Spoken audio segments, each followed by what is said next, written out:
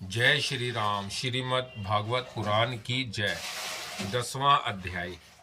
भागवत के दक्ष लक्षण। श्री सुखदेव जी कहते हैं, परीक्षित, भागवत पुराण में सर्ग, विसर्ग, स्थान, पोषण, इस मनवंतर, ईशानुकथा, निरोध, मुक्ति और आश्रय, इन 10 विषयों का वर्णन है।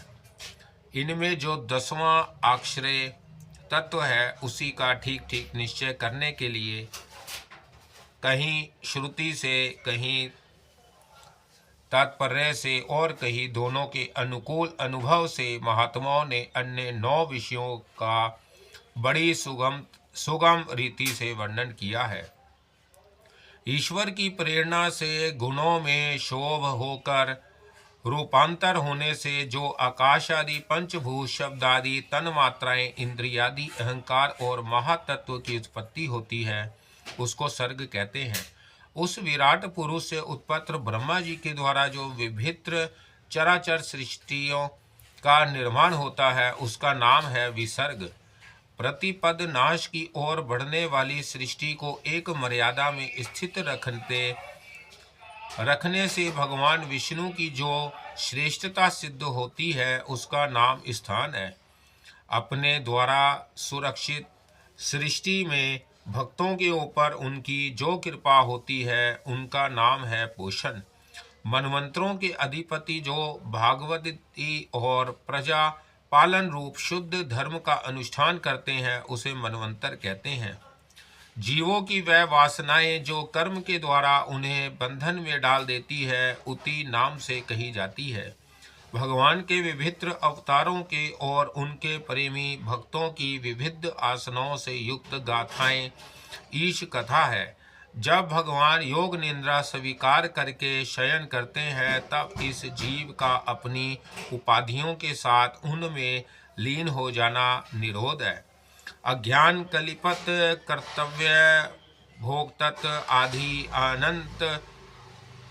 अनात्मा भाव का परित्याग करके अपने वास्तविक स्वरूप परमात्मा में स्थित होना ही मुक्ति है।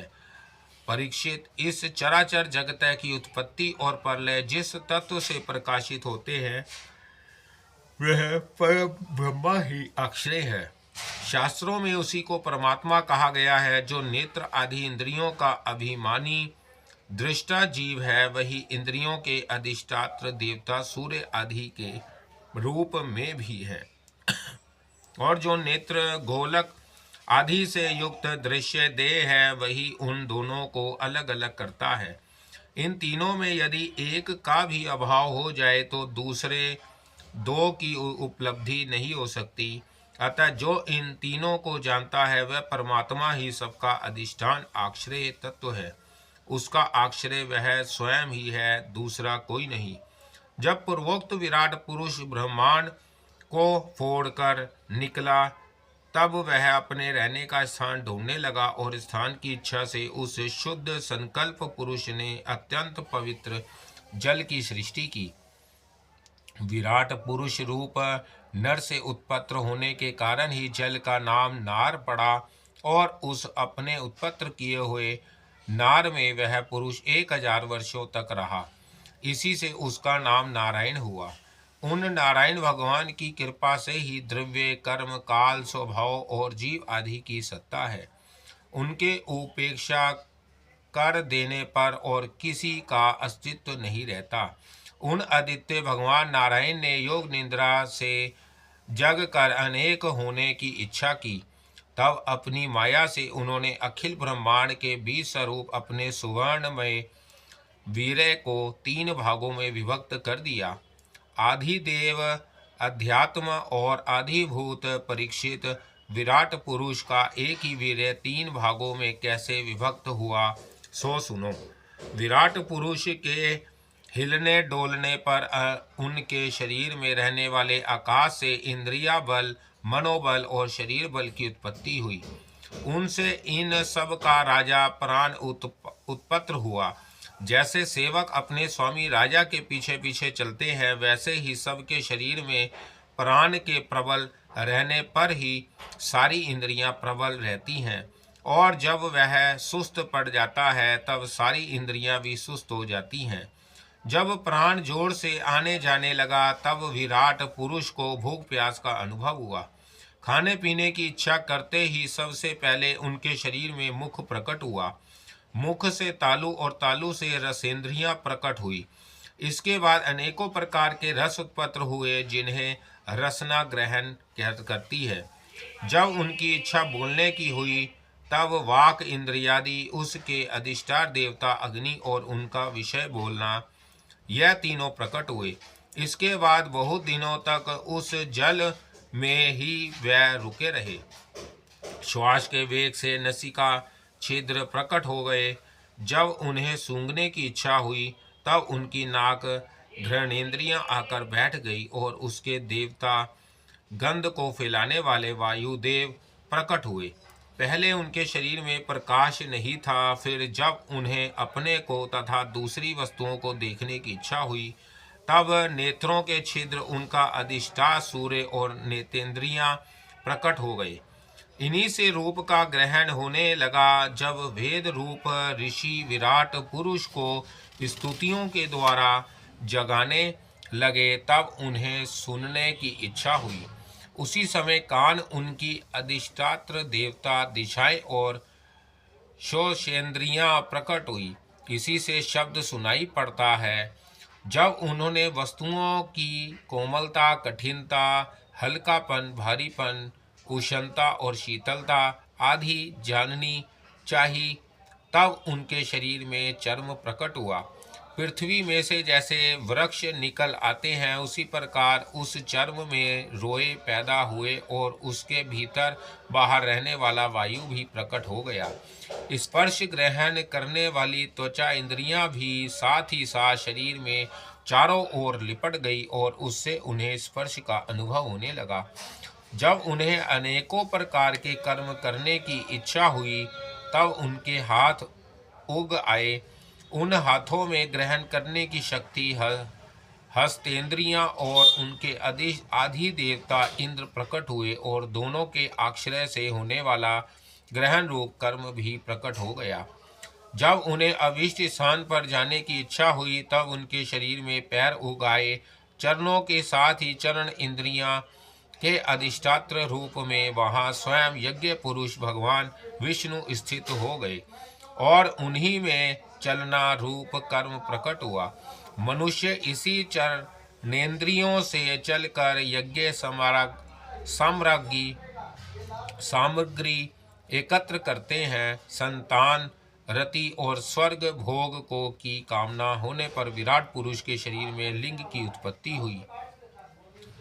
उसमें उपेंद्रियां और प्रजापति देवता तथा इन दोनों के आश्रय रहने वाले काम सुख का आविर्भाव हुआ। जब उन्हें मल त्याग की इच्छा हुई तब गुद्दा द्वार प्रकट हुआ। तत्पश्चात उसमें वायु, इंद्रिया और मित्र देवता उत्पन्न हुए। इन्हीं दोनों के द्वारा मल त्याग की क्रिया संपन्न होते ही अपान मार्ग द्वारा एक शरीर से दूसरे शरीर में जाने की इच्छा होने पर नाभि द्वारा प्रकट हुआ। उससे अपान और मृत्यु देवता प्रकट हुए। इन दोनों के आश्रय से ही प्राण और अपान का विच्छोद यानी मृत्यु होती है। जब विराट पुरुष को अत्र जल ग्रहण करने की इच्छा हुई तब कोख, आते और नाड़ियां उत्पन्न हुई। साथ ही कुक्षी के देवता, समुद्र, नाड़ियों के देवता, नदियां और तुष्टि और पुष्टि, यह दोनों उनके आश्रित विषय उत्पन्न हुए। जब उन्होंने अपनी माया पर विचार करना चाहा तब हृदय की उत्पत्ति हुई। उससे मन रूप इंद्रियां और मन से उसका देवता चंद्रमा तथा विषय, कामना और संकल्प प्रकट हुए। विराट पुरुष के शरीर में पृथ्वी, जल और तेज से 7 धातुएं प्रकट हुई। त्वचा, चर्म, मांस, रुधिर, मेद, मज्जा और अस्थि। इसी प्रकार आकाश, जल और वायु से प्राणों की उत्पत्ति हुई। श्रोत्रादि सब इंद्रियां शब्दादि विषयों को ग्रहण करने वाली हैं। वह विषय अहंकार से उत्पन्न हुए हैं। मन सब विकारों का उत्पत्ति स्थान है और बुद्धि समस्त पदार्थों का बोध कराने वाली है। मैंने भगवान के इस स्थूल रूप का वर्णन तुम्हें सुनाया है। यह बाहर की ओर से पृथ्वी, जल, तेज, वायु, आकाश, अहंकार, महातत्व और प्रकृति, इन 8 आवरणों से घिरा हुआ है। इससे परे भगवान का अत्यंत सूक्ष्म रूप है। वह अव्यक्त, निर्विशेष, आदि, मध्य और अंत से रहित एवं नित्य है। वाणी और मन की वहां तक पहुंच नहीं है। मैंने तुम्हें भगवान के स्थूल और सूक्ष्म, व्यक्त और अव्यक्त जिन 2 रूपों का वर्णन सुनाया है, यह दोनों ही भगवान की माया के द्वारा रचित है। इसलिए विधान पुरुष इन दोनों को ही स्वीकार नहीं करते। वास्तव में भगवान निष्क्रिय है। अपनी शक्ति से ही वह सक्रिय बनते हैं। फिर तो वह ब्रह्मा का यह विराट रूप धारण करके वाच्य और वाचक शब्द और उसके अर्थ के रूप में प्रकट होते हैं और अनेकों नाम, रूप तथा क्रियाएं स्वीकार करते हैं। परीक्षित, प्रजापति, मनु, देवता, ऋषि, पितर, सिद्ध, चारण, गंधर्व, विद्याधर, असुर, यक्ष, किन्नर, अप्सराएं, नाग, सर्प, किम पुरुष, उरग, मातृकाएं, राक्षस, पिशाच, प्रेत, भूत, विनायक, कुष्मांड, उन्माद, बेताल, वायुधन, ग्रह, पक्षी, मृग, पशु, वृक्ष, पर्वत, सरीसर्प इत्यादि जितने भी संसार में नाम रूप है, सब भगवान के ही है। संसार में चर और अचर भेद से 2 प्रकार के तथा जरा, युज, अंडज, सवेदज और उदीजज भेद से 4 प्रकार के जितने भी जलचर, थलतर तथा आकाशचारी प्राणी है, सब के सब शुभ, अशुभ और मिश्रित कर्मों के तदनुरूप फल है। सत्व की प्रधानता से देवता, रजोगुण की प्रधानता से मनुष्य और तमोगुण की प्रधानता से नरकीय योनियां मिलती हैं। इन गुणों में भी जब एक गुण दूसरे 2 गुणों से अधिभूत हो जाता है, तब प्रत्येक गति के 3-3 भेद हो जाते हैं। वह भगवान जगत के धारण पोषण के लिए धर्ममय विष्णु रूप स्वीकार करके देवता, मनुष्य और पशु पक्षी आदि रूपों में अवतार लेते हैं तथा विश्व का पालन पोषण करते हैं। प्रलय का समय आने पर वह ही भगवान अपने बनाए हुए इस विश्व को कालाग्नि स्वरूप रुद्र का रूप ग्रहण करके अपने में वैसे ही लीन कर लेते हैं जैसे वायु मेघमाला को। परीक्षित, महात्माओं ने अचिंत्य चेश्वरे भगवान का इसी प्रकार वर्णन किया है, परंतु तत्वज्ञानी पुरुष को केवल इस सृष्टि, पालन और प्रलय करने वाले रूप में ही उनका दर्शन नहीं करना चाहिए, क्योंकि वह तो इससे परे भी हैं। सृष्टि की रचना आदि कर्मों का निरूपण करके पूर्ण परमात्मा से कर्म यहाँ अर्तापन का संबंध नहीं जोड़ा गया है। वह तो माया से आरोपित होने के कारण कर्तव्य का निषेध करने के लिए ही है।